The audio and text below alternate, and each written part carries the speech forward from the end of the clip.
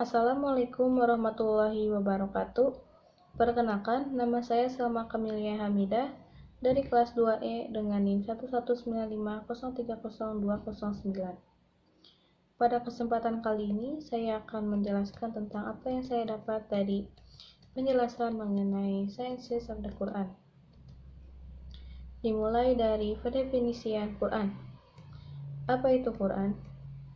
Kita akan memulai pendefinisian Quran menurut linguistik. Ada sejumlah pendapat berbeda tentang makna linguistik dari kata Quran. Pendapat yang paling populer dipegang oleh At-Tabari adalah bahwa kata Quran berasal dari kata qara'a yang berarti membaca. Quran kemudian akan menjadi kata benda verbal atau masdar qara'a dan dengan demikian diterjemahkan sebagai bacaan. Allah berfirman merujuk pada Al-Quran. Dan itu adalah Al-Quran yang telah kami bagi menjadi beberapa bagian. Quran Surat Al-Isra ayat 106. Dan dia berkata, ini adalah untuk kami mengumpulkannya dan membacanya. Setelah kami membacanya, maka ikuti bacaannya. Quran Surat Al-Qiyamah ayat 17-18. Di sisi lain, Imam Asy-Syafi'i berpendapat bahwa kata Quran adalah kata benda yang tidak berasal dari kata apapun, seperti Taurat atau Injil. Dia melafalkan kata tanpa hamzah, sehingga Quran akan berima dengan kata bahasa Inggris lawn. Salah satu qiraat juga diucapkan seperti ini. Pendapat lain menyatakan bahwa kata Quran berasal dari root korona, yang berarti bergabung atau bergaul. Sebagai contoh, ziarah di mana umroh dan haji digabungkan disebut haji qiran dari kata akar yang sama. Oleh karena itu, makna kata Quran adalah apa yang digabungkan menjadi satu. Karena ayat-ayat dan suaranya digabungkan untuk membentuk buku ini.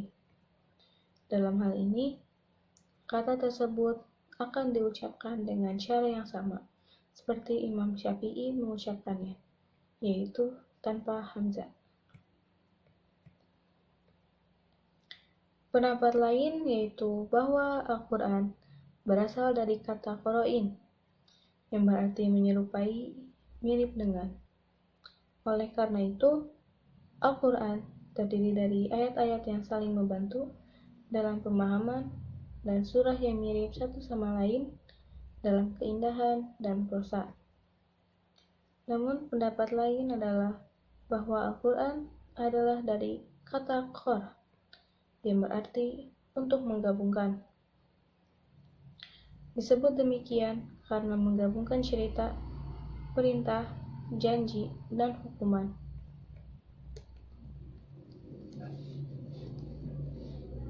Namun, pendapat yang paling kuat dan yang dipegang mayoritas cendekiawan adalah yang pertama, yaitu bahwa kata Quran adalah kata benda verbal qoro'a, dan oleh karena itu berarti pembacaan. Buktinya adalah bahwa ia dinamai demikian dalam Al-Quran, dan sebagian besar qiraat mengucapkan kata itu dengan hamzah. Dan kata yang sesuai dengan tata bahasa Arab adalah kata benda verbal qoro'a.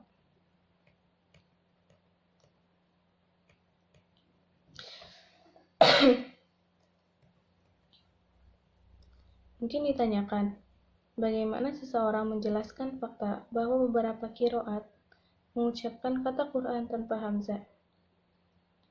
Seperti diketahui bahwa semua qiraat sama-sama otentik. Jawaban atas pertanyaan ini adalah bahwa pengucapan khusus ini disebabkan oleh aturan pelafalan atau tajwid yang aneh dari qiraat tersebut dan mempengaruhi banyak kata. Dengan kata lain, qiraat yang melafalkan kata Quran tanpa hamzah tidak bermaksud untuk mengubah pengucapan kata Quran itu sendiri. Tetapi ini terjadi karena aturan pelafalan tertentu atau tajwid yang mempengaruhi banyak kata-kata dalam Al-Quran, termasuk pengucapan kata Al-Quran. Oleh karena itu, meskipun pengucapan kata Quran berbeda dalam qiraat, kata yang sebenarnya masih sama. Lalu, ada pengertian Quran secara ilmiah. Ada banyak definisi Al-Quran, tetapi hanya berbeda dalam pengkalimatannya. Tidak ada perbedaan pendapat tentang apa itu Al-Quran, tetapi hanya apa cara terbaik untuk mendefinisikannya. Salah satu definisi yang lebih tepat adalah sebagai berikut. Al-Quran adalah pidato bahasa Arab atau kalam Allah yang Dia ungkapkan kepada Muhammad SAW dalam kata-kata dan makna yang telah disimpan dalam mushaf atau ayat-ayat Al-Quran yang dikumpul atau dibukukan secara sistematik dan teratur dan telah mencapai kita melalui transmisi mutawatir dan merupakan tantangan bagi umat manusia untuk menghasilkan sesuatu yang serupa dengannya. Kalam adalah lafaz yang tersusun dari dua buah kata atau lebih dan memberikan pengertian yang sempurna serta sesuai dengan peraturan yang telah diwadlohkan atau ditetapkan oleh orang Arab.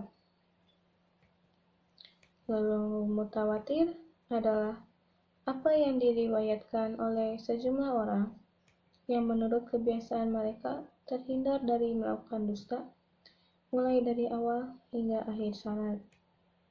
Jumlah minimal periwayat sehingga bisa disebut mutawatir tidak disebutkan dalam Al-Quran maupun hadis. Karena itu, para ulama berpendapat berbeda-beda.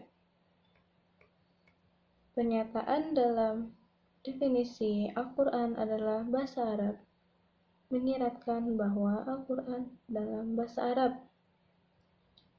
Oleh karena itu, menyiratkan bahwa terjemahan Al-Quran ke bahasa lain tidak dapat dianggap Al-Quran.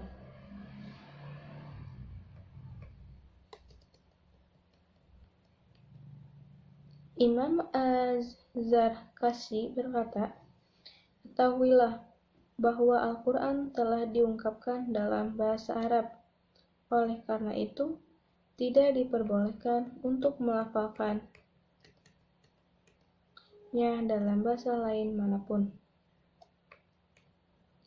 Ada 11 referensi dalam Al-Quran bahwa itu adalah dalam bahasa Arab. Di antaranya adalah ayat-ayat ini Al-Quran dalam bahasa Arab yang jelas. Quran Surat An-Nahl ayat 103. Sesungguhnya kami telah mengungkapkan ini sebagai Quran Arab.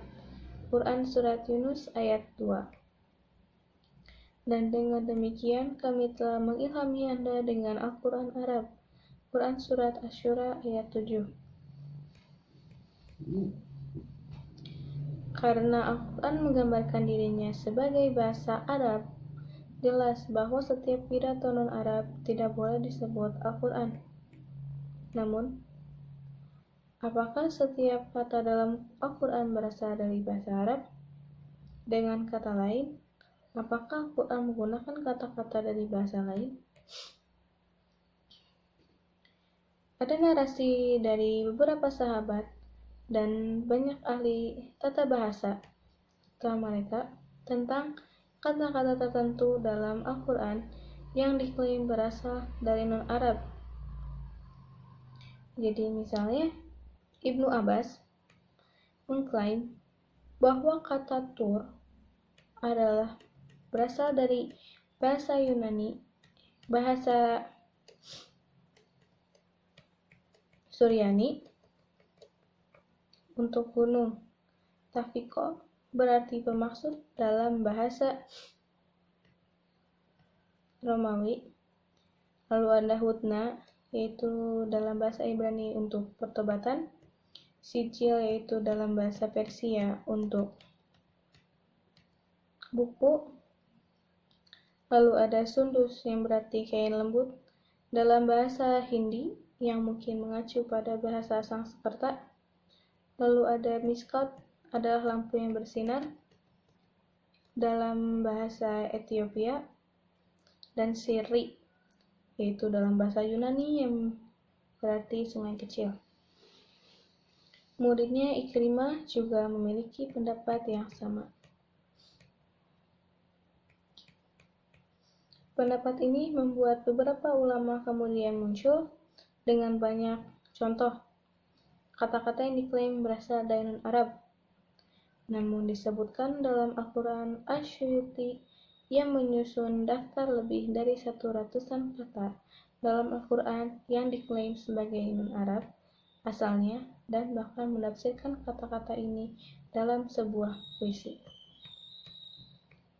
Namun, para ulama lain membantah klaim bahwa mungkin ada kata-kata non-Arab dalam Al-Quran. Berdasarkan bukti mereka pada ayat-ayat Al-Quran yang dikutip di atas, mereka berpandangan bahwa ayat-ayat ini menghalangi keberadaan kata-kata asing dalam Al-Quran. Imam Asy-Syafi'i sangat ketat dalam hal ini, karena ia menulis tentang beberapa ahli tata bahasa pada masanya. Dan beberapa orang yang telah berbicara dalam topik ini, kata-kata asing dalam Al-Quran, dan meminta mereka untuk menahan diri dari berbicara itu akan lebih baik dan lebih aman untuk mereka. Untuk beberapa hari, mereka telah menganggap bahwa Al-Quran adalah bagian dari bahasa Arab dan bagian dari asing. Namun, Al-Quran secara eksplisit menyatakan bahwa tidak ada apapun di dalam kitab Allah kecuali bahwa itu adalah dalam bahasa Arab.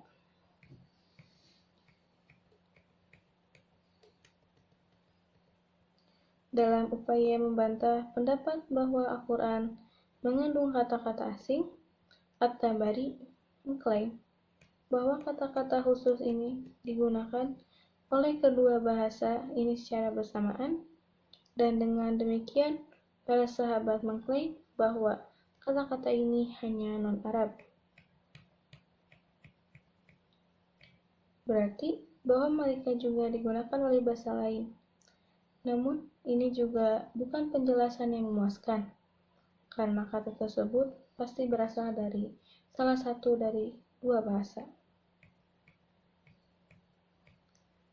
Abu Ubaid Al-Qasim Ibnu Salam menjelaskan narasi di atas dari Ibnu Abbas dengan benar ketika dia berkata, pendapat yang tepat dengan saya adalah bahwa kedua pendapat di atas, artinya ada kata-kata asing dalam Quran dan bahwa Quran hanya dalam bahasa Arab, itu benar.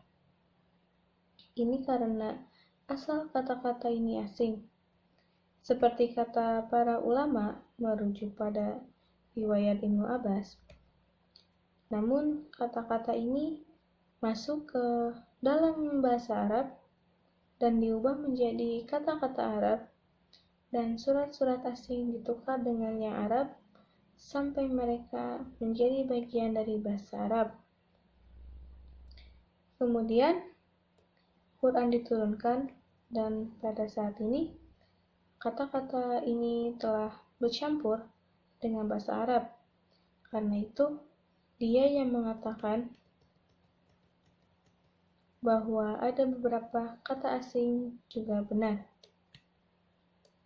Karena itu, dia yang mengatakan bahwa Quran dalam bahasa Arab adalah benar, dan yang dia yang mengatakan bahwa ada beberapa kata asing juga benar. Dengan kata lain, frasa-frasa khusus ini aslinya bukan berasal dari Arab. Namun, seperti halnya dengan bahasa apapun, kata-kata ini dipinjami oleh bahasa Arab dan digunakan secara umum sehingga mereka menjadi bagian dari bahasa Arab. Jadi, untuk semua tujuan praktis, kata-kata ini menjadi bagian dari bahasa Arab yang fasih dan digunakan dalam puisi. Dan jika orang Arab tidak tahu kata-kata ini, seolah-olah tidak tahu kata-kata Arab lainnya. Oleh karena itu, pendapat yang benar adalah bahwa tidak ada kata-kata non-Arab dalam Al-Quran, meskipun ada kata-kata yang memiliki asal non-Arab. Namun, karena penggunaan kata-kata ini oleh orang Arab, mereka tidak lagi dianggap asing. Baik, mungkin cukup sekian dari saya. Mohon maaf bila ada kesalahan. Wassalamualaikum warahmatullahi wabarakatuh.